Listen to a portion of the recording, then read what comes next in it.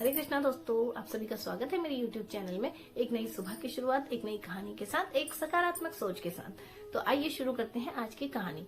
आज की कहानी का नाम है नीम का पेड़। एक बार एक राजा था। वो बहुत ही दयालु प्रवृत्ति का था।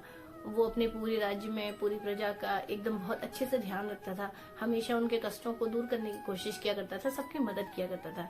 और जबकि इसके विपरीत जो राजा का पुत्र था यानी कि राजकुमार था, उसका स्वभाव बिल्कुल पिता के विपरीत था। वो हमेशा लोगों को जबरदस्ती यातनाएं दिया करता था, परेशान किया करता था, कष्ट दिया करता था अपनी जनता को। तो जब ये बात राजा को तो बहुत बुरी लगती ही थी।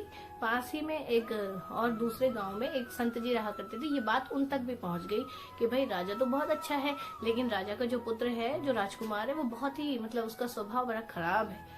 तो जनता हमेशा उससे परेशान रहती है। तो ये सोचकर कि उस राजकुमार को सही राह पर लाया जाए, संत ने एक योजना बनाई।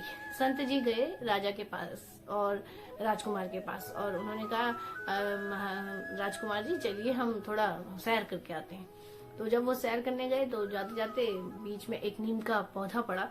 तो सड़क के किनारे नीम का एक पौधा था। तो संत जी ने राजकुमार से कहा कि राजकुमार जी, आप एक पत्ता तोड़कर जरा चबा के देखिए तो इसका स्वाद कैसा है।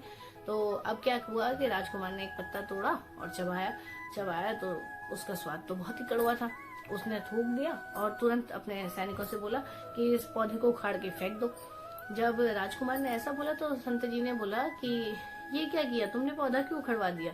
तो राजकुमार ने बोला कि ऐसा है, ये अभी छोटा है, अभी तो ये छोटा है, अभी से ये इतना कड़वा है। जब ये बड़ा हो जाएगा तो वृक्ष बन जाएगा, तब तो ये पूरा विष इसमें भर जाएगा, ये तो विषैला हो जाएगा बहुत ज्यादा, इसीलिए मैंने इसे उखड़वा दिया, इसको उखड़वाना ही सही है।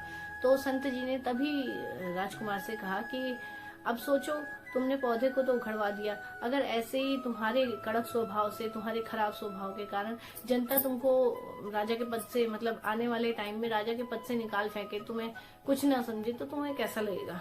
अब ये सब सुन के राजकुमार को एकदम झटका सा लगा और राजकुमार को अपने किए पर पछतावा होने लगा। राजकुमार को बहुत शर्म आने लगी।